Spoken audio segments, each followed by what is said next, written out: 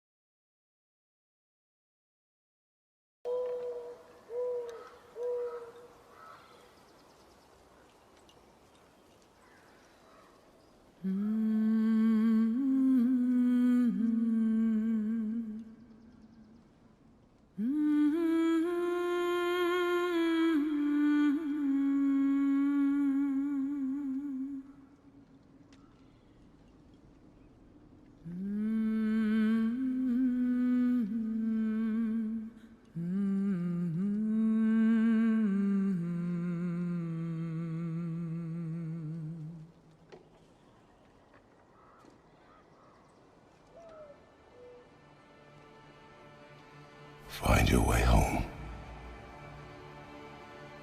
You are free.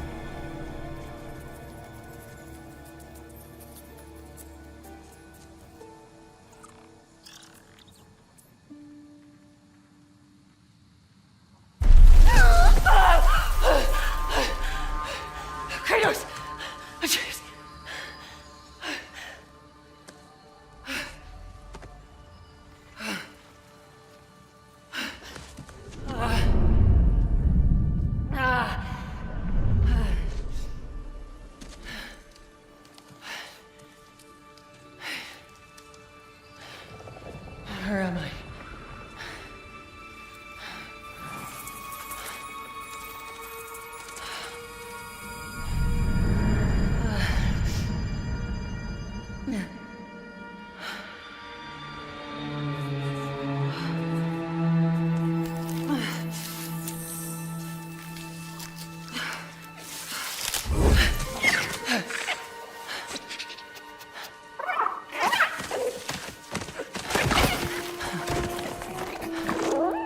You know where I am?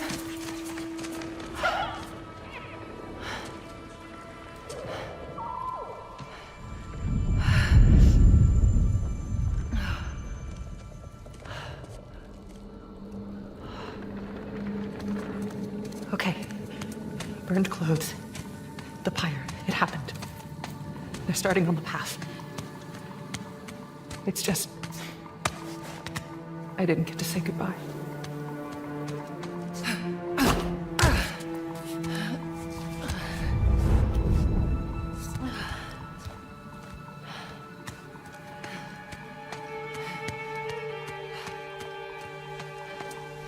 This definitely isn't the light of Alfheim.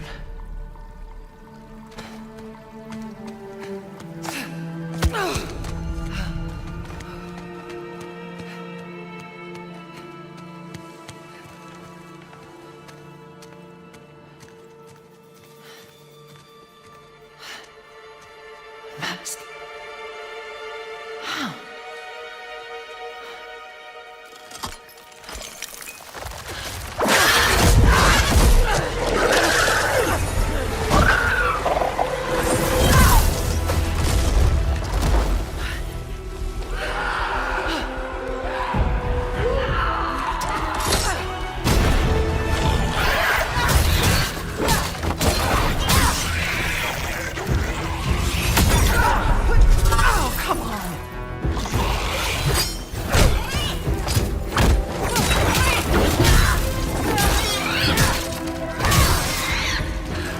Shouldn't have been that difficult.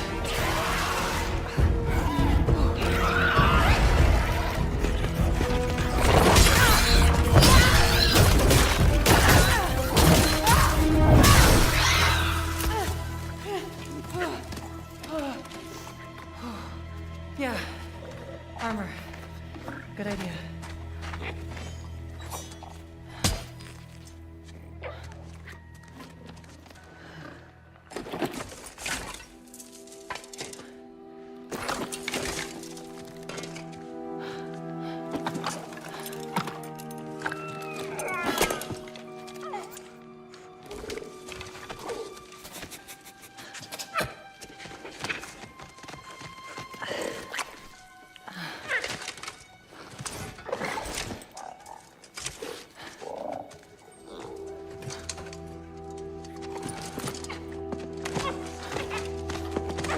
now? How about a way out?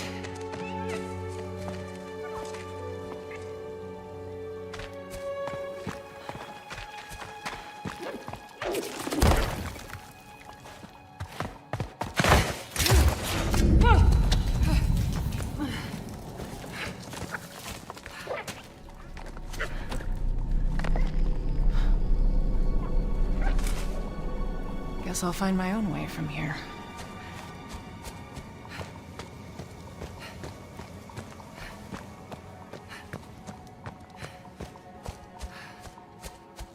That mask. No, it can't be. It's not possible.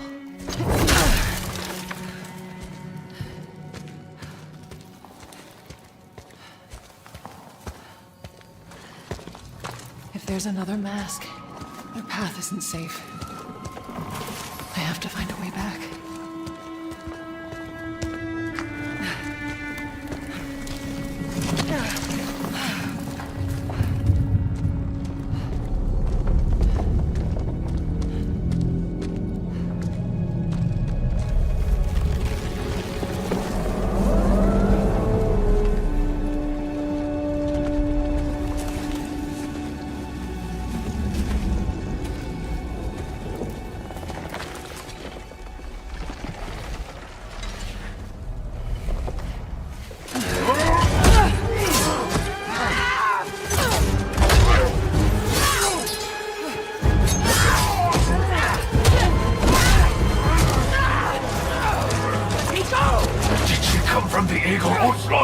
Mount the gates!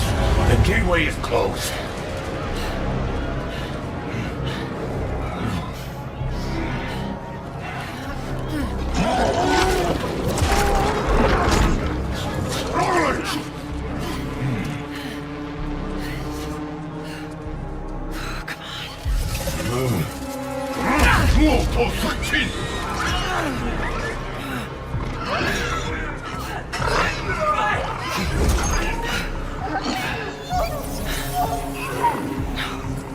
That creature.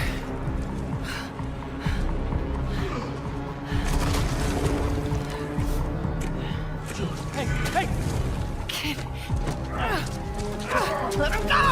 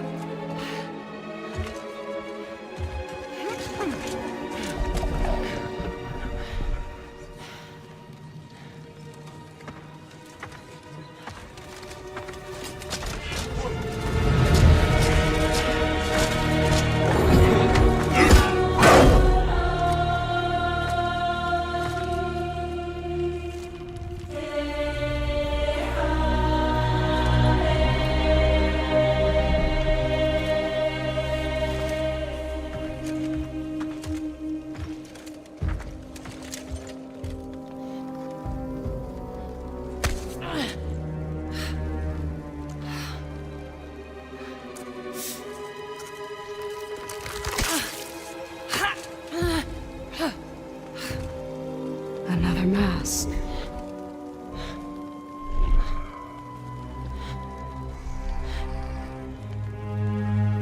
This is important to you. I wonder, do you think this could set you free?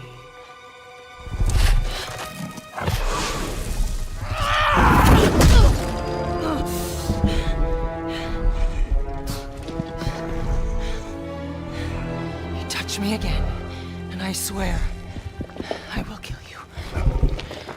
Would you like to see how hard it is to die here, Godly? I can show you.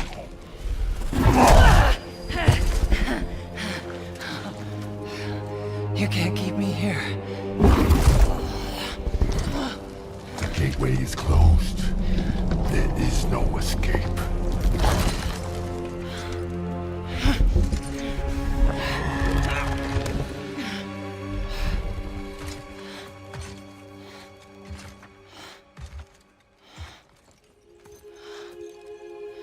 Resisting the truth will only make this more painful.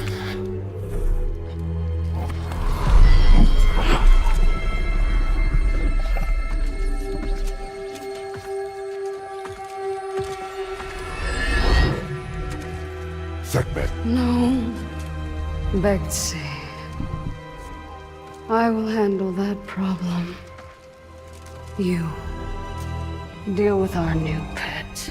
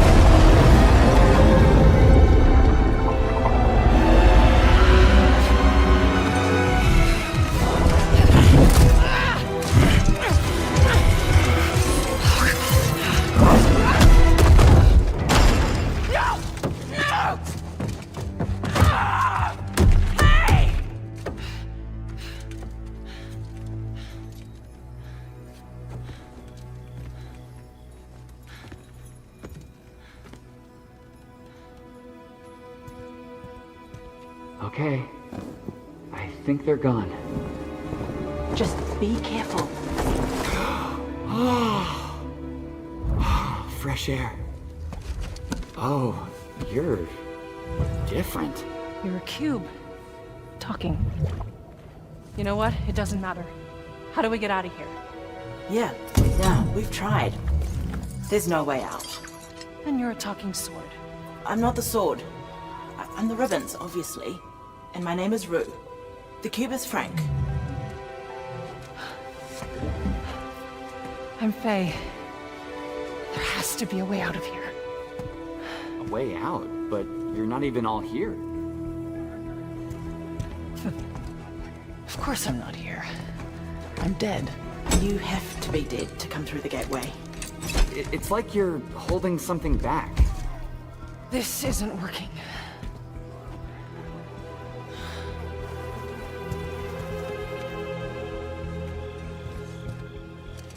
Where are we anyway? Afterlife of the gods? I call it the everyone. Afterlife of the gods.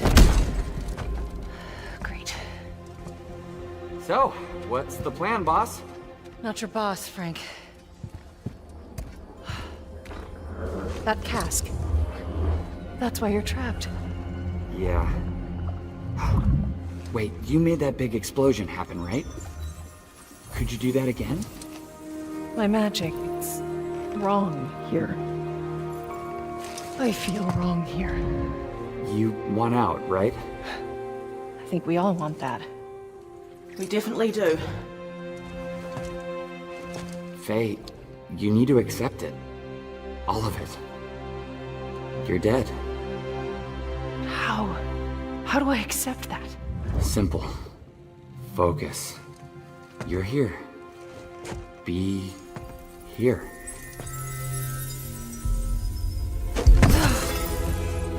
But what if I need to be somewhere else? Then focus on what you do need.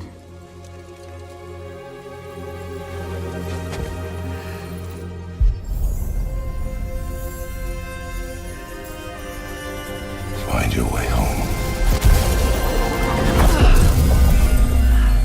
Hey, that's it. What were you thinking of? A promise. Okay, we'll take it. Now let's get out of here. Okay. Get ready.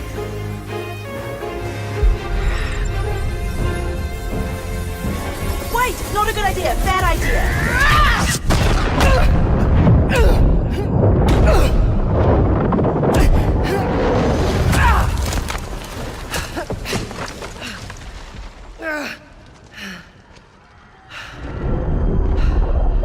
Kratos.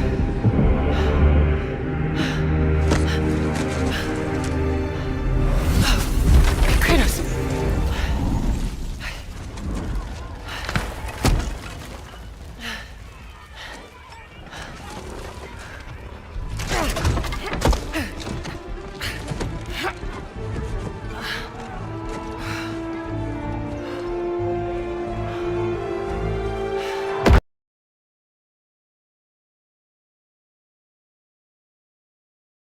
All right, so I just want to play some gameplay for you, but it's a 23-minute video, so I don't want to play the whole thing and get through other games. But it looks pretty wicked, like a God of War. The combat looks fluid, and yeah, I can't wait to play this. The cube and the sword. The cube guides you. It's very fantasy based, unlike a typical God of War game. But yeah, looks like another banger for PlayStation if they can bring out these, all the time instead of one game a year like Spider-Man 2 in 2024, right? All right. The next one that we were anticipating for was the new Gears of War game, and we got a new trailer for Summer Game Fest, and this one looks sick. It's free on Game Pass, so that's the good thing, is that most of our games that we're going to be playing are free on Game Pass, and that's worth the $23 that I'm spending per month. Or if you are connected to Bing, and you get enough points to get the Microsoft gift card, you can pay for it and just pay $4 extra. That's what I typically do. Lucky enough, if you're on Bing, you can do that with Microsoft as well. So without a doubt, here's the new E-Day trailer. Let me know what you think, and I'll let you know my thoughts at the end, and enjoy.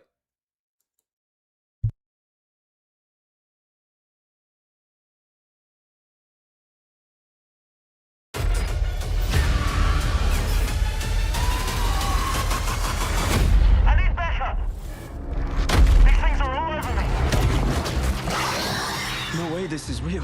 It's pretty fucking real to me. We need guns. This isn't enough.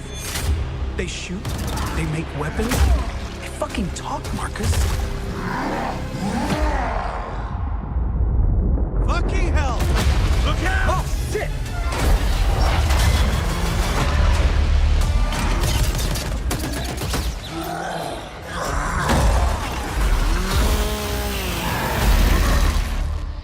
The world is full of weapons, waiting to be used. We good, Sergeant Phoenix? Guess we're back to it. Another hole popping up! Well, let me try something.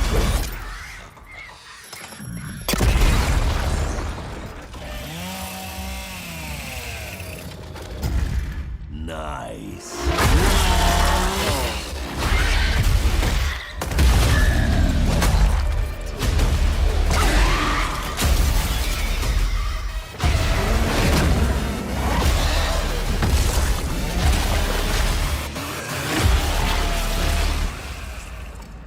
So what now, Marcus? We save everyone we can.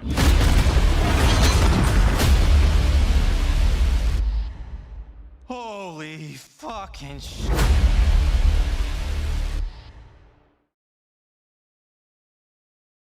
That's one epic trailer. The graphics 10 times, beyond the other games that I played, except for Hive. That was good graphics too. Gears 5 was good too, but this one blows the envelope wide open. I can't wait for this for October. Free on Game Pass. And guess what? An exclusive for Xbox. One of two. A Clockwork Revolution, the other one. And I'll talk a little bit about exclusives later and why Xbox is shifting to this metric in the game atmosphere. And that was Gears of War E-Day. Now, we were blessed to know that we're going to be getting another Hellblade game. Sonya's back. They didn't call it Hellblade. They surely just started to form sentences with Sonya. That's what they're coming out with. So they're not doing Hellblade, I guess, anymore. And here's the trailer. Enjoy this one, and I'm sure you'll like it.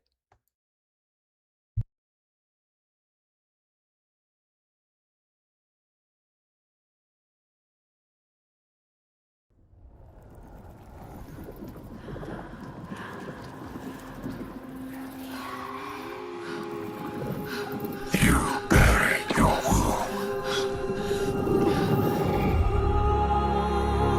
Left your people behind.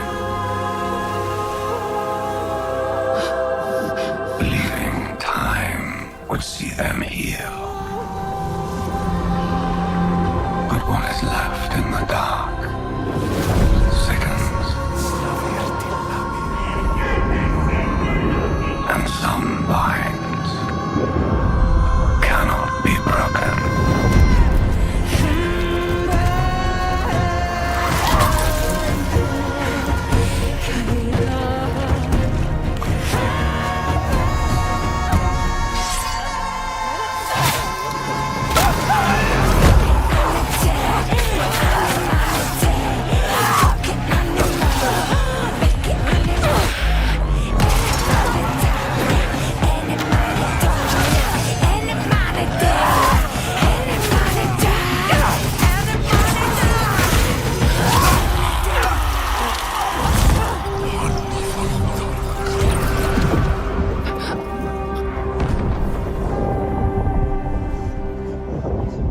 Accept what waits for you.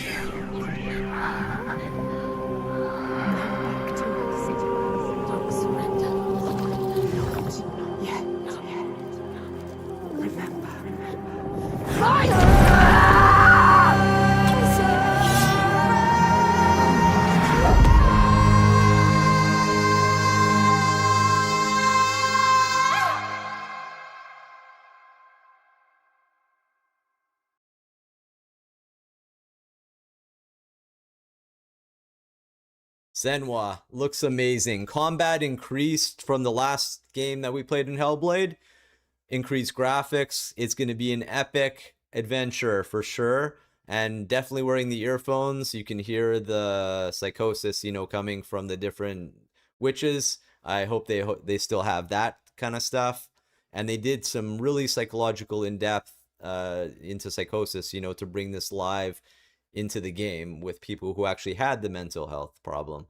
And yeah, they did a wonderful job in that game, and I can't wait to play this one too, again on Game Pass as well. Let me know your thoughts on this one. The graphics looks pretty good. I mean, nothing to complain about. Now, Halo is back. They built it from the ground up. This was on the old OG Xbox. We've all played it. Now you can play in third person as well. And enjoy this trailer. And it's first person and third person this time, so it's going to be quite good. And this is free on Game Pass as well. Not an exclusive, surprise, surprise. It is going to PlayStation 2. Enjoy the trailer.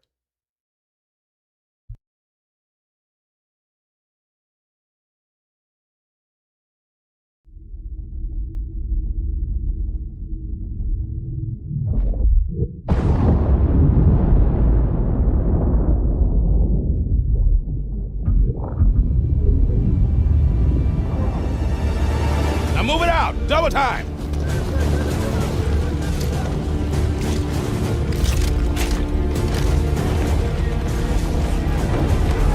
We were losing the war. Pushed to the edge of extinction by an alien alliance bent on our eradication. The Covenant. So we made a bet and trusted everything we had left to one soldier.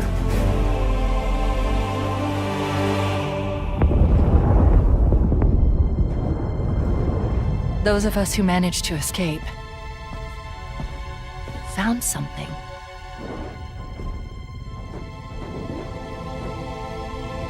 It wasn't refuge. It was something ancient. Beautiful. And dangerous.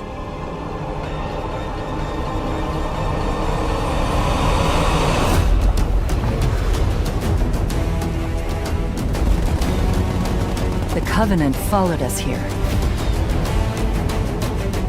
If they claim this place, humanity doesn't survive.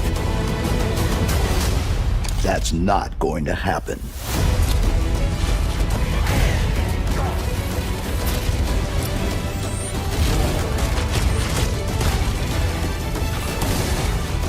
You are more than your armor. More than your mission. And more than they can handle.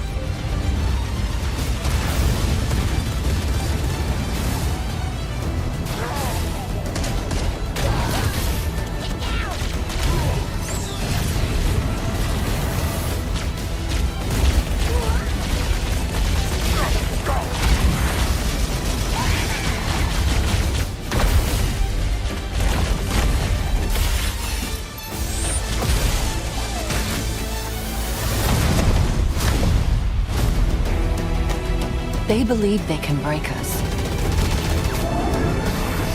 They believe the fight ends here.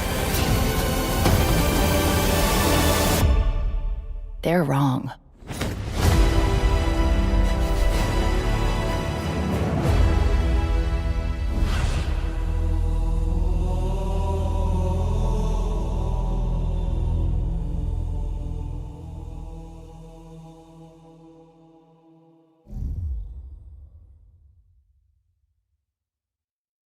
Definitely cool. A lot better graphics. And again, not a Xbox exclusive. It's going to PlayStation also. So Asha Sharma didn't decide to keep it an exclusive for Xbox like E-Day. So the next one, we're kind of like up in the air because we don't know what to expect. I played the other Fable games. This one is an open world one, maybe not mission based, so it might not be good for us. We're going to give it a try. Ari and I are going to try it and see how many people we can marry, you know, how many homes that we can buy. But again, the combat's pretty cool. We're not sure until it comes out, you know, if we're going to put it on the channel. But here is the new Fable trailer. Enjoy, and let me know your thoughts in the chat.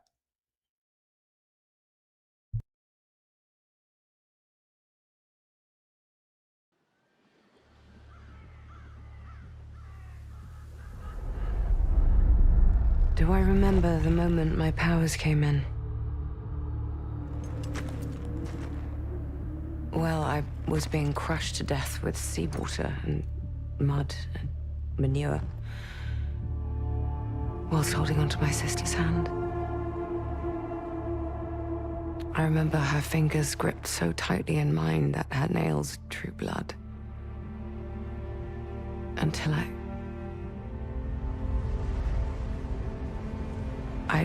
lost her grip. But she stayed away.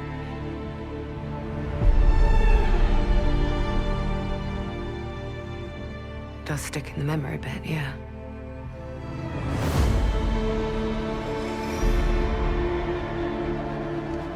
I know why you're here. You want to talk about them. They're not real heroes. You ever seen a legend in the flesh? All that power, how do they use it?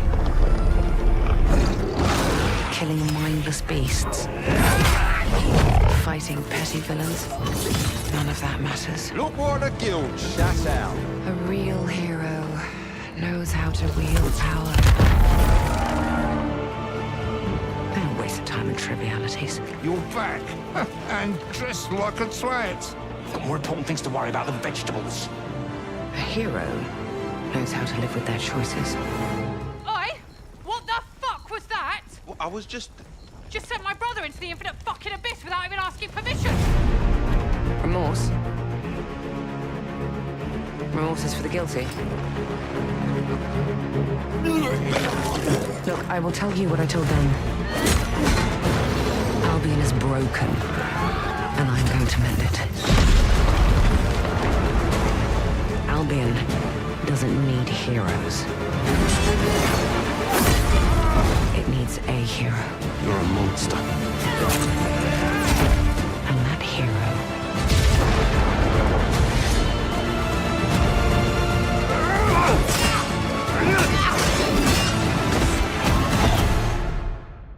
is me.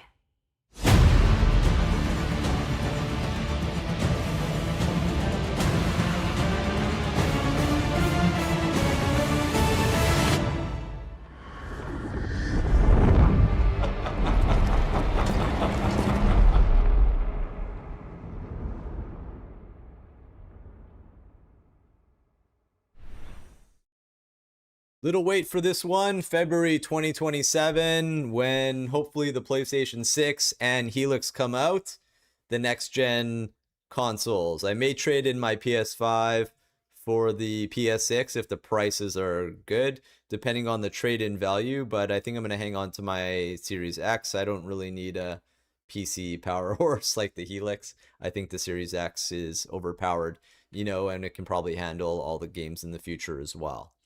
All right, so that was Fable. So, you know, yeah, a lot of combat, but we don't know when it happens because it's open world and it's not mission-based set. So you kind of create your own destiny, and everything that you decide has a consequence, just like in life. And yeah, we'll see when it comes on Game Pass how it's going to be, but the graphics look good from the first time that we saw it, and the gameplay looks fluid. The combat looks pretty cool also. So we finally got another Wolverine trailer, and this one has a lot more gore. So check this one out. We can't wait to play this one. This one's going to be definitely a banger for the Game Fest in December. Maybe Game of the Year. We'll never know. So here's Wolverine.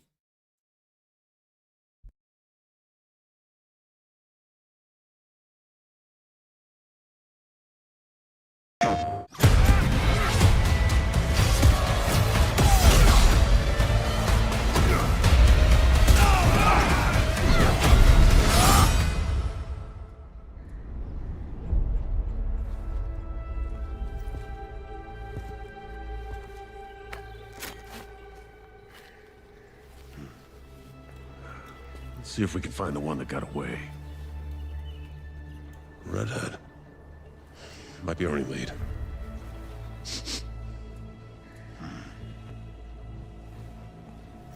Looks like she took off into the industrial park.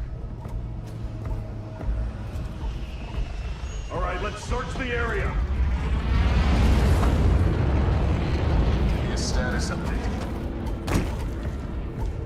Perimeter stable. Holding position. Oh my god!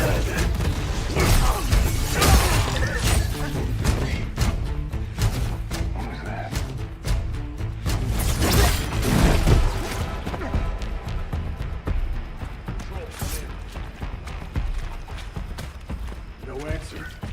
Stay sharp. I don't like this. Should do another sweep. It's too quiet.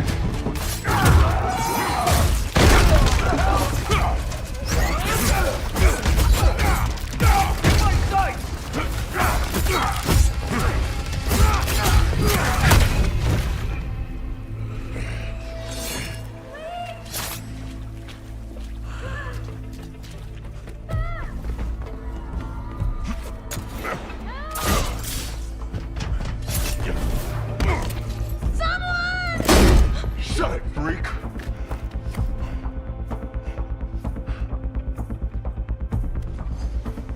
Ship's gassing off! Not today, Bob. The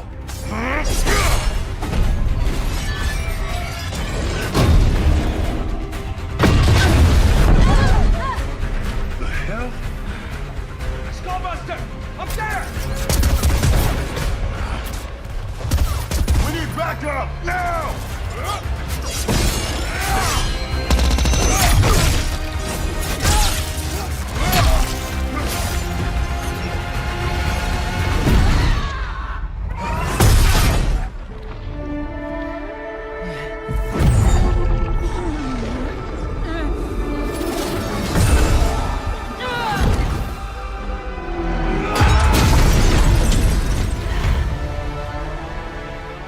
There you are, Red.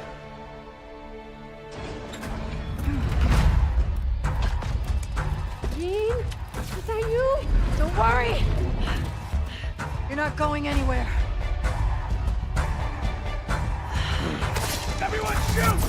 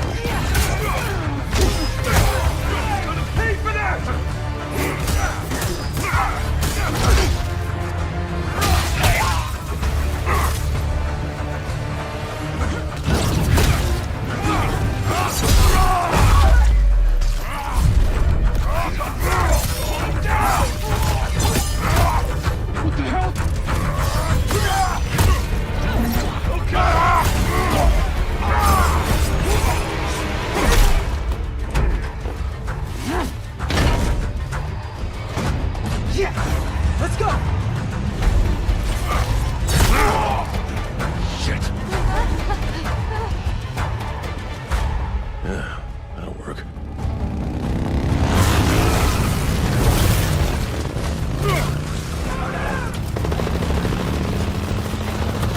Ah, shit!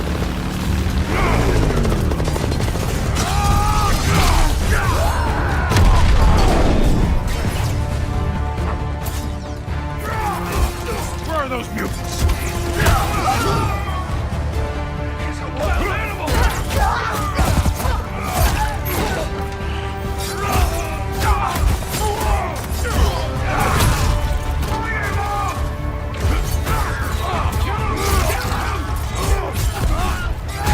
Get out of my way!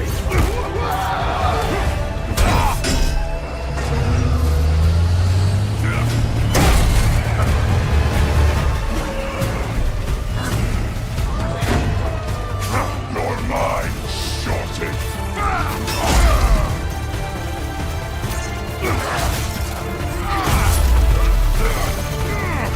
How's that feel, freak?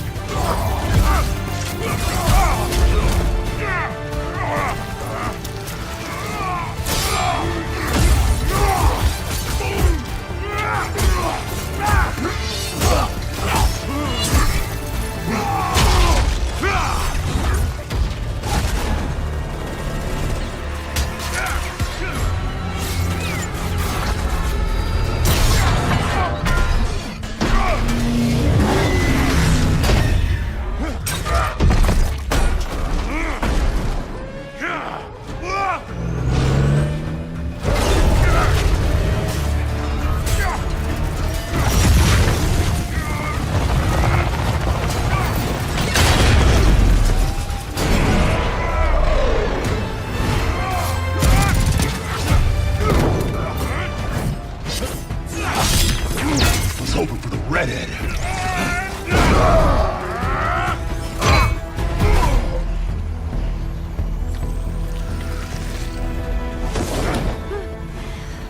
Let's get you guys out of here.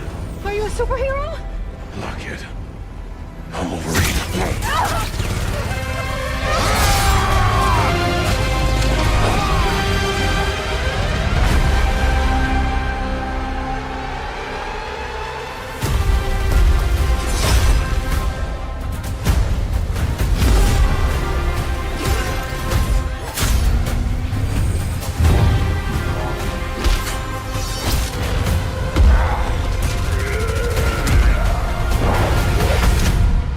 Some folks can't wait to die.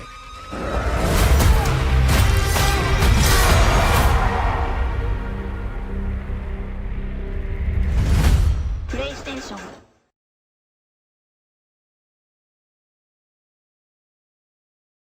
Now, is that not an epic Wolverine game? Gruesome. Insomniac team, way to go. The blood looks amazing.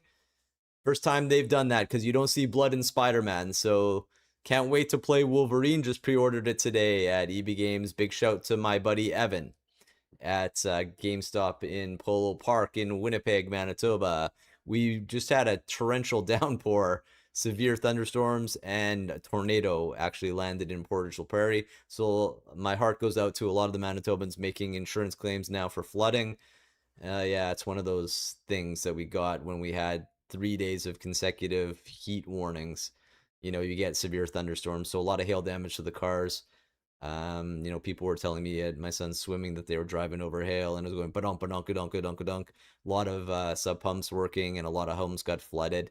Over 3,000, my Gemini told me. So a lot of MPI claims. So my heart goes out to you guys, you know, who are making your insurance claims. So the next game is another Plague's Tale. We're getting another one. I was surprised to see another one, but this one has intense combat opposed to using the rats in the first game, you know, with Hugo. So check out this one. You'll be pleasantly surprised with the fluidity of the combat, and enjoy the trailer.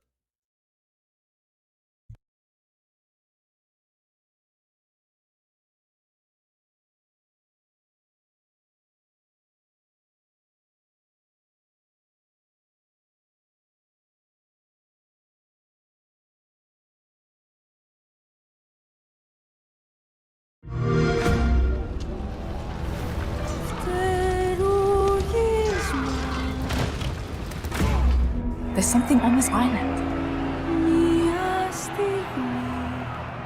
It's like it calls to me. You and my father found that island thanks to me. There's more to this than you understand. More than you can handle. I've proven myself. Have you? Have you really? A sword keeps you alive. A dagger wins the fight.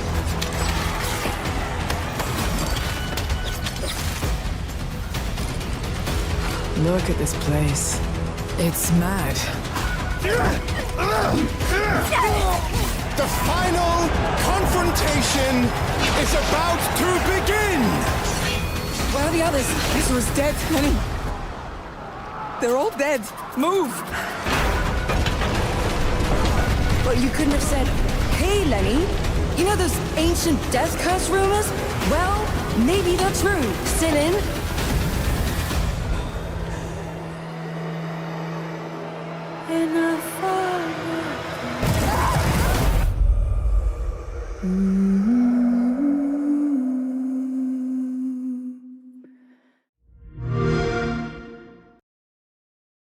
Not too far away, August 27th. Believe me, this is going to be a much more fun game than the other ones. Just way better combat and engagement and a different female protagonist than the other ones. So look forward to that game as well. We're going to put that on the channel for sure. Now, the next game and last time before we get to the news, this is probably the best samurai game that I've seen, you know, out of PlayStation, and it's not exclusive, you know, to each. But it's called Blood Message, and we saw it last year in the Game Fest, but they released a new trailer, and this one looks just amazing graphics to play at least. I don't like samurai games as much as a lot of other players. I've played enough of them, but we may try this one again for the last time, and because of the graphics are so impeccable and the storyline looks good. Enjoy this one, and then we'll get to the news with Sharma.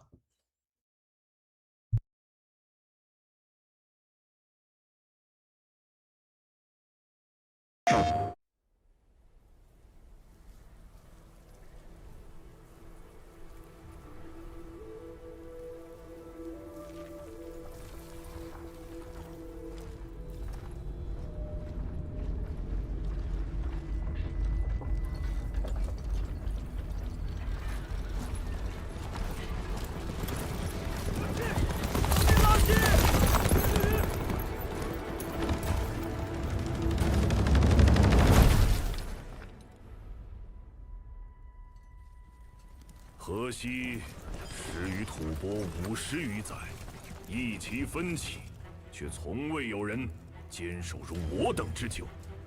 今日天枪大捷，以寡破众，陪对着当即首功。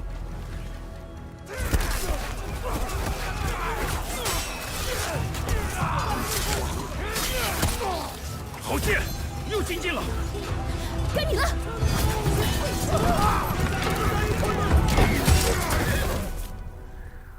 阿爷，大人们说，只要河西归唐，你不打仗，也能守住我们的家。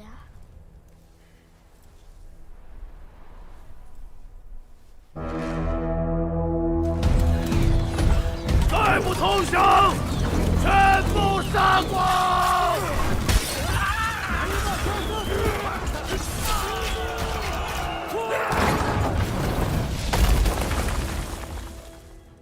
是死！不降！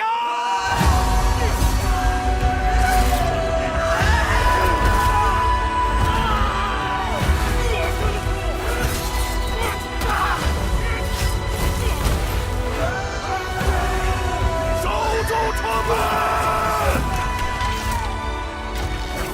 我守不住我的家，我救不了我的兵。人都死了，哪儿来的家？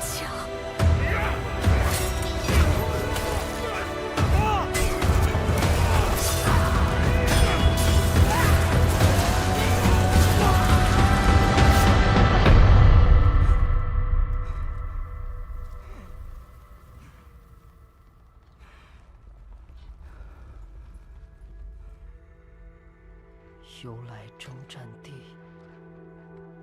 不见有人还。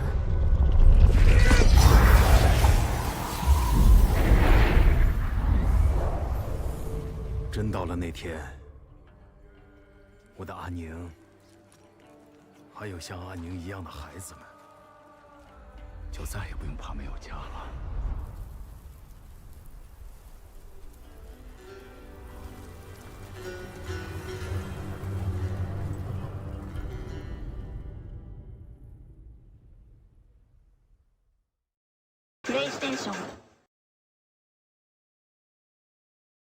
Now, doesn't that look like a Six Samurai game?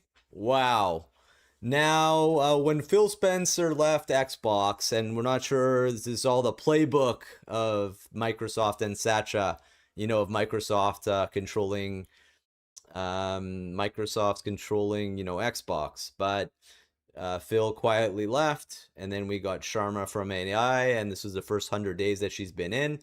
And since that, you know, I'm really pleased with what she did for the sole mark that the prices of Game Pass dropped, and I'll talk about that later. But that was a plan, I think, that gamers were screaming because of inflation and, you know, the cost of living right now all around the world is increasing with gas prices that, you know, we can't afford to pay higher enough to support an Activision buyout. I think that's what it was used for. You know, we're living, you know, paycheck to paycheck, and the best thing to do is lower prices for something that we all love, which are video games. So she sat down with Bloomberg. I'm going to play you the full video, and then I'll talk about what key points she said and my viewpoints on Xbox's platform and their, you know, headway to the future in the next 100 days with her. And here's Sharma speaking to the host of Bloomberg. Enjoy.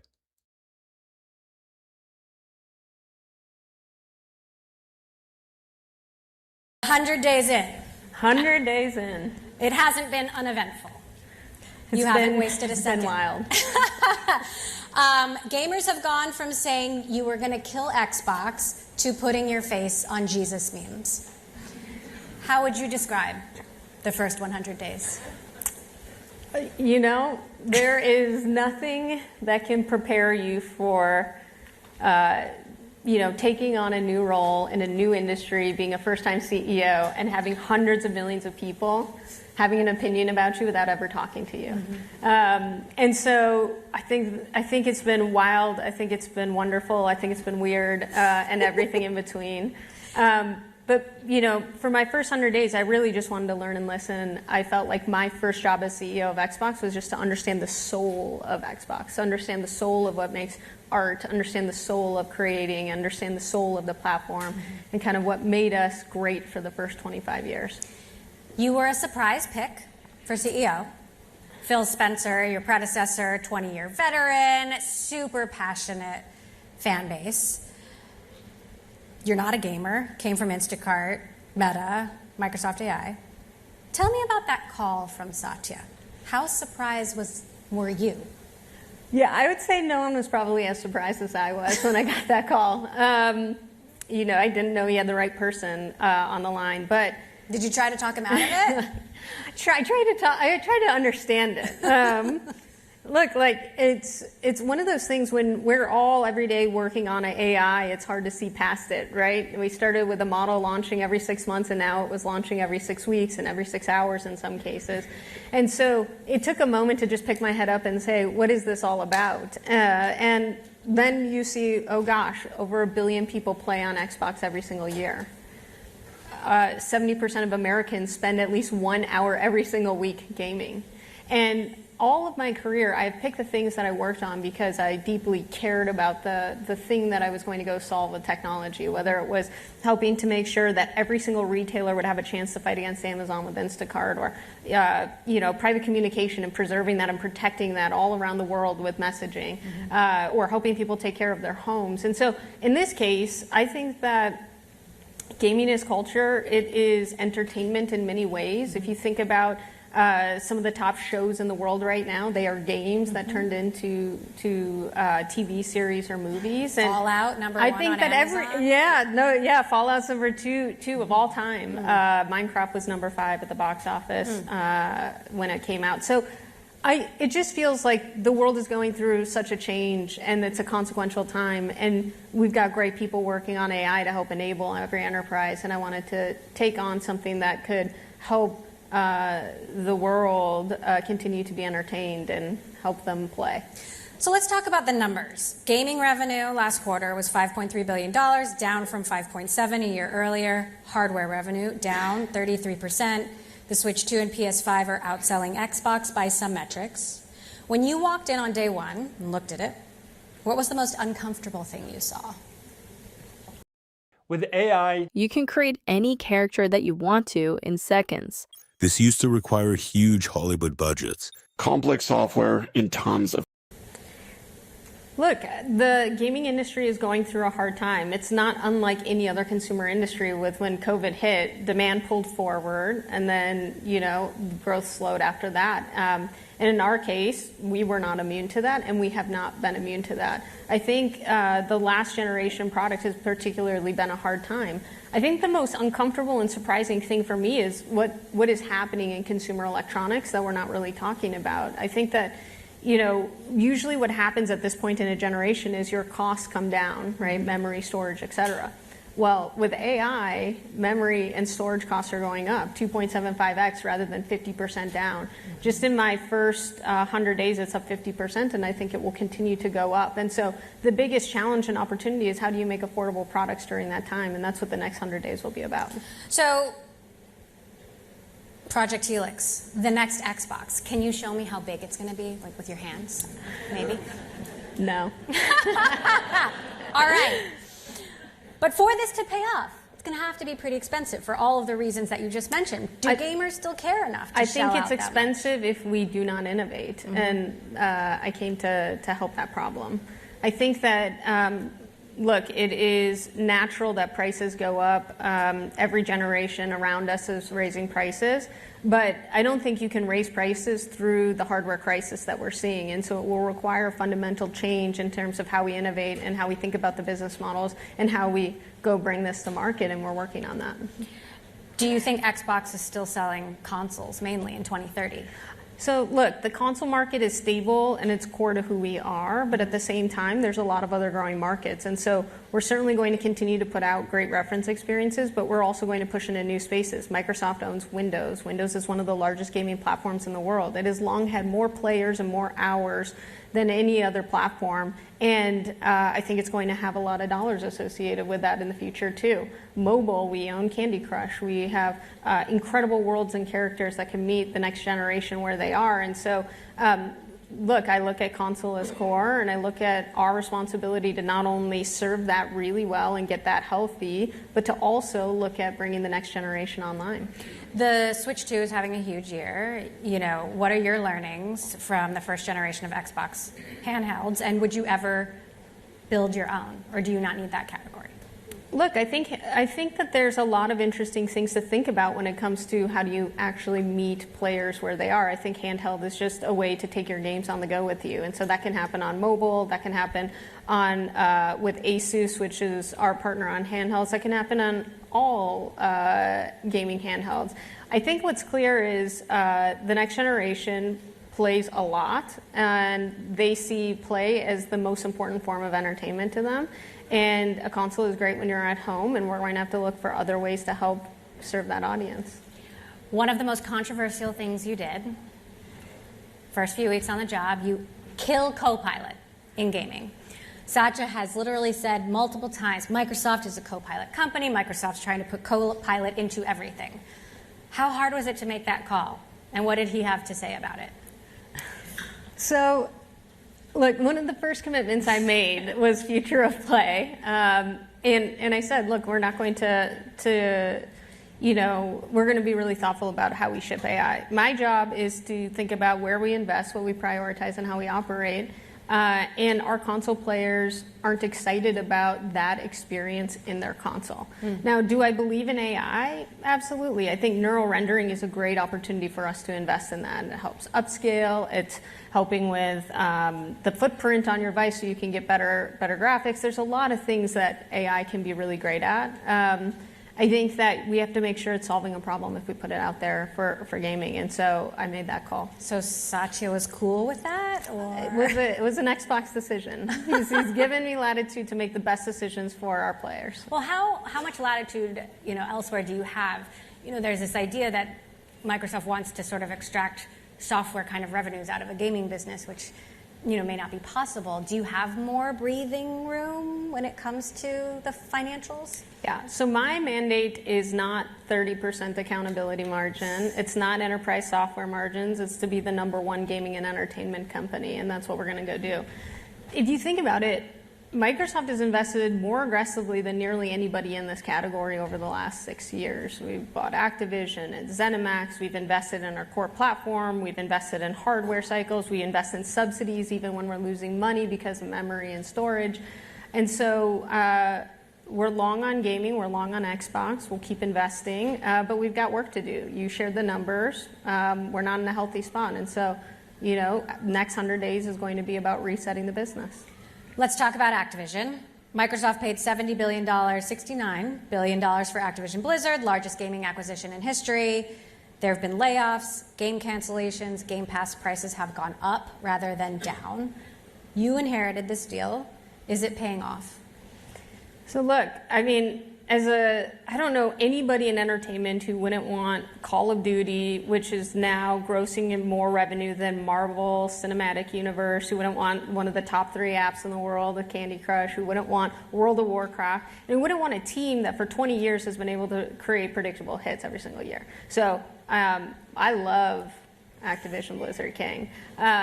Look, it was bought at a time before ChatGPT. It was bought at a time before our strategy, when our strategy was predominantly on the core console. It was at a time when we were right in the middle of COVID. So hard to say how to think about those decisions, but I think these are incredible assets, and we intend to continue to invest in them. Word documents. That's it. I format them, upload them to Amazon, and collect royalties every month. No website. Well, not one of your games, but Grand Theft Auto 6 is expected to be pretty big, outsell. I'm very impressed you know these things. I do have a 13-year-old son, as I said. Expected to outsell any game, movie, or album in history. You delayed Fable, in part in anticipation of this. What impact do you think this game is going to have on the industry? Do you see this as kind of a litmus test? I think it's just one of the most important parts of culture at this point, and we want to make sure that we're fully supporting it. And so I'm excited to see how it does. I'm excited for the reactions. I'm excited to learn from it. So the players didn't want Copilot, but how do you see AI changing gaming and game development in the future? Where does and doesn't AI belong when it comes to games? Look, I think the biggest thing that I'm thinking about is how do we just make sure it's solving problems. On the game development side, I've gone to a lot of our studios, with big and small, and I'm blown away with how they're using AI in the production pipelines, how they're using it for iteration and prototyping. Look, that's not production ready, there's still work. And so, 30% of game development is software, and so there's the traditional applications that we see in enterprise. At the same time, I do not think AI will replace AAA games.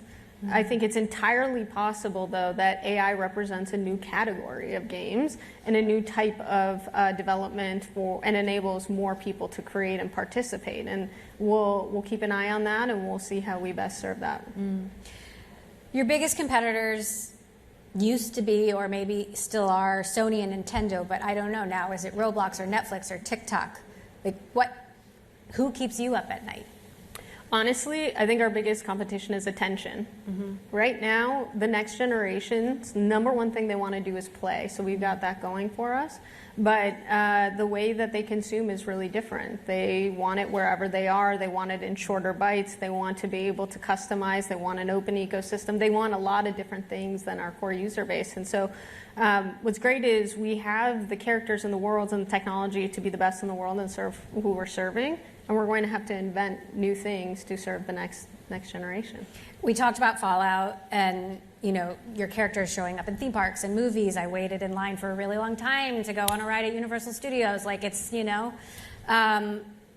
Is Xbox a gaming business with an entertainment side hustle, or are you an IP company? I think at the end of the day, gaming is entertainment. And so I look at us as, at the core, we have to create great games. People spend 70 billion hours a year with us, and that gives us the right and the permission to then have great shows, have these great, theme parks, have these great attractions. I don't think you can do that in reverse. And so at the core, we will always think about how do we make great games, and then increasingly, as people want to experience those worlds and characters outside of that, that's great, as long as it's authentic to that audience. You just hired Matthew Ball, one of the most influential gaming analysts in the industry. I've interviewed him many times. He is very critical. He's been very critical of Xbox's mistakes in particular. What are you hoping he tells you that others aren't? Look, we're a challenger right now, and so we have to be uncomfortable and understand hard truths, and I think he's going to help us do that. At the same time, he's one of the most creative people that I've met. I don't think that there is a linear path to success here. I think we need to take all of the learnings across entertainment, across gaming, across all of our collective histories. We have a lot of very tenured gaming leaders that are still on the leadership team, and we're going to need to find our way through it, and I think he's going to help us do that. You've been labeled as not a gamer, but I know you have a gamer tag. Do you game now, and how much time do you spend fiddling around with it? Yes, I'm not a gamer, but I do play games now because that is our core way that we reach our audience. And so, again, in my first 100 days, I've been trying to learn and listen and understand what makes this art form amazing. And what's interesting is there's a lot of people who are gamers that you never would have known until you start to pick up a controller. And so there's something about that. Look, when in a world in which everybody's attempting to automate the economy, there's something wonderful to just be able to escape and have memories and connect to something that you deeply care about and that's deeply personal, and I think that's what games do. What do you think the future of exclusivity is? And, for example, with Game Pass and, the comparisons to Netflix, is it really going to get there? Where is all that going? I think it's a tough topic. Look, we're the #2 publisher in the world, and in order to be a great publisher, you must have your games reach large audiences to play. At the same time, we're increasingly becoming a platform. In order to be a platform, you must have exclusive content and services. And so we're looking at that very closely. I think that we have to be very thoughtful about each title on how we want to think about it and learn from similar cases in the industry, and that's what we're doing. What do the next 100 days look like? Well, I think the first 100 days are going to be hard to beat in terms of the excitement, but the next 100 days is, look, we've done so much to start to revive Xbox. We've shipped more in the last 100 days than we have in the last year. We've been able to reset Game Pass after an 8-month decline. It's now returned to growth and expanding revenue retention, and most importantly, we're starting to get back to being closer to our players and our community. I think the next 100 days, we have to reset the business. We need to look at how we're investing, how we're prioritizing, change how we operate in order to return to growth, in order to be where the world plays. So it's 2030. You've had 4 years to run Xbox. What does success look like? What is true about Xbox that isn't true today? I'd love to see us be the #1 gaming and entertainment company. All right. Let's do it. Let's do it. Thank you. Thank you.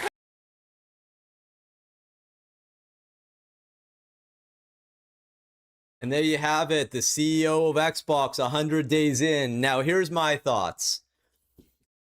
I think PlayStation and Xbox in the sandbox are playing way closer than what we think, okay? This is not very black and white. There's a lot of gray.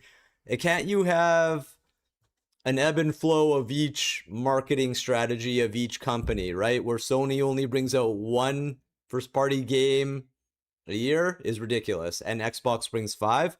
I think they're colluding with each other. That's just my opinion as a gamer, because it's impossible. Xbox will tell PlayStation, okay, you're going to do this year, you're going to do this year. You're going to bring out this many games, you're going to bring out this many games. You don't think that Sony as a company would try to be as competitive as it can to bring out as many first-party games as possible to rev the engines of its studios, and only have one come out from Insomniac and then Astrobot the next year? Impossible. Where Xbox is running on all cylinders, okay? as a company bringing out that many exclusives that we've seen at Summer Game Fest. So yes, does Sony have to do better, peddling the metal? Yes, they do. Of course they do.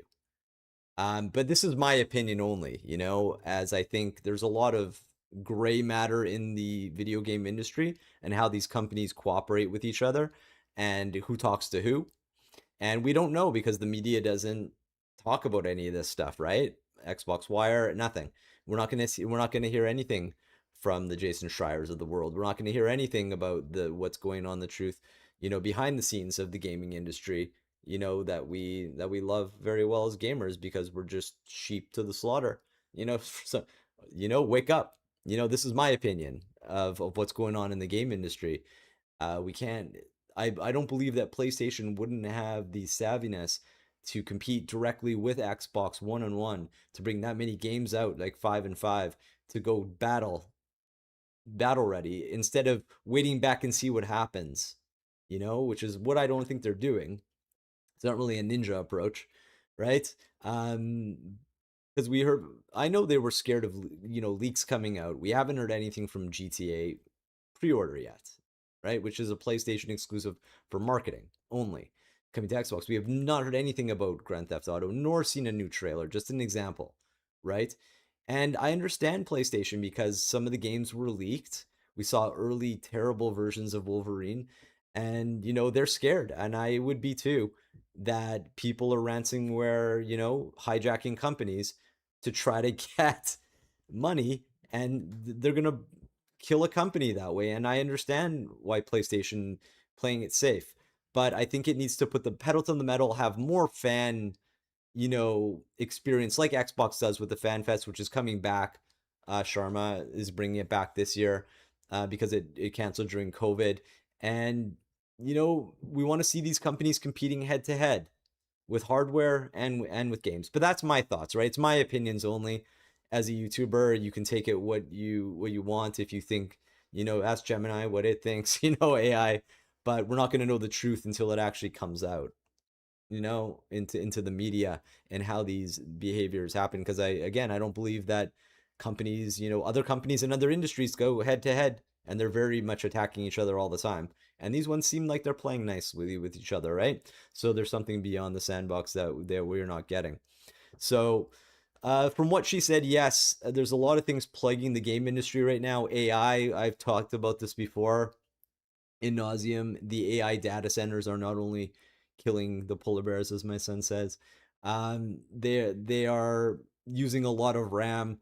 Things are getting more expensive for these companies, the chips, and we don't know if the Helix is going to be taking a loss compared to the PlayStation 6 on purpose, which would cause a loss, which would cause, in marketing, a lost pipeline, in marketing when I took business school. So yes, if you're going to shorten the price to try to offset your competition, it's not going to take out PlayStation because you still have those players who are loyal to PlayStation, who are going to play first party games no matter what you do, right? As a company. And if you're lucky enough to own an Xbox and a PlayStation like myself, then understand each ecosystem, right? And that's the truth, like a lot of people don't own both consoles, and some people just buy a PlayStation to play FIFA. And I've met these people in the gym, and I ask them what they play. They're like, "Oh, we play just soccer, and I just got a $700 console." So, it doesn't make much sense that way. But will Xbox price it lower than the PlayStation 6? Time will tell, right? I mean, we'll find out in 27 and 28 how it's going to play out with the data centers, and if there's going to be other data competitors and data suppliers for RAM, then computers aren't going to be so expensive, because it's really going to cause a lot of influx and instability into the market with the RAM prices. And you can hear what Shamma was talking about, how it's very difficult in the next 100 days that she's going to plan, but she's done a great job. She brought out the OG green Xbox. She brought Game Pass down, in price, which is what she said she would do, because she saw the pain of the industry and the gamers, and she heard them, and she brought FanFest back. So hopefully, Ari and I will be able to go to Toronto to represent NGG, one day in Toronto, that we can actually go to a FanFest And you know, that's pretty much my takes of what she talked about. I wanted to play the whole video for you so you understood exactly what she meant as a CEO. Now, another reason, and so when it comes to the exclusives right here, and I talked about this before, the reason why they're doing exclusive, because Xbox, as you heard on the Bloomberg, was behind percentages in hardware sales compared to the PS5, right? So one time that you can think of how you would increase your hardware sales is basically bringing exclusives. Sorry, for my talk. Yeah, so they're bringing, you know, the exclusive that they're doing with Gears E-Day. So if you want to play Gears, you have to get an Xbox, right? Or PC gaming.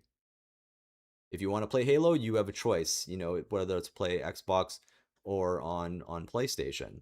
And then Clockwork Revolution as well is an Xbox exclusive. So I think more and more exclusives are going to come because Xbox needs to drive up their console sales, as especially when it comes into the Helix to the next gen, and their game portal, which they're going to be announcing soon. Hopefully, they had good time with Asus, you know, partnering with third party manufacturers. But you know, they're going to bring out their own proprietary system as well. So we'll see how that does. I've always been an Xbox fan. I started off with Xbox. I'm really proud of what they're doing right now for fan engagement, but also the games that we're getting on Game Pass. It's quite the value that we're getting for, you know, 20 odd bucks a month, where again you can get free gift cards on Bing and pay for it itself, you know, if you're active on that app with Microsoft. So they make it very easy. PlayStation needs to come up with a very competitive metric to Game Pass, and you know, it's not doing that well with the extra.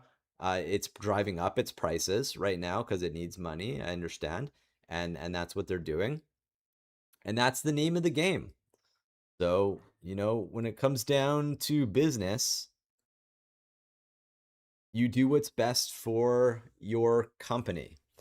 And, you know, if there is collusion, there is. I can't, you know, it's my intuition that's telling me this. And, you know, my belief, running a company of my own, you know, that I did in LED lighting, I didn't have collusion with other lighting manufacturers, right? But, you know, there's something to be said about giant corporations and how they work together. And you wouldn't, you know, don't believe me, whatever you think is your own thoughts, but I think something is beyond the pudding. Thank you so much. This has been our longest live stream to this date. We're almost an hour and 30 minutes. I don't know how Marlon does a 3-hour show. Big shout out to you, bro. I don't sing and dance, you know? I don't do that kind of stuff. I give like little wee, you know, like little hand notations and things like that when I can make sound effects. But yeah, thank you so much to our subscribers. If you enjoyed this content, please subscribe. And this is Matt from NGG Canada signing off for another live stream, and I'll be back again to greet you guys with some more game videos and more brand new news. Thank you so much for watching, and thank you, and have a wonderful evening.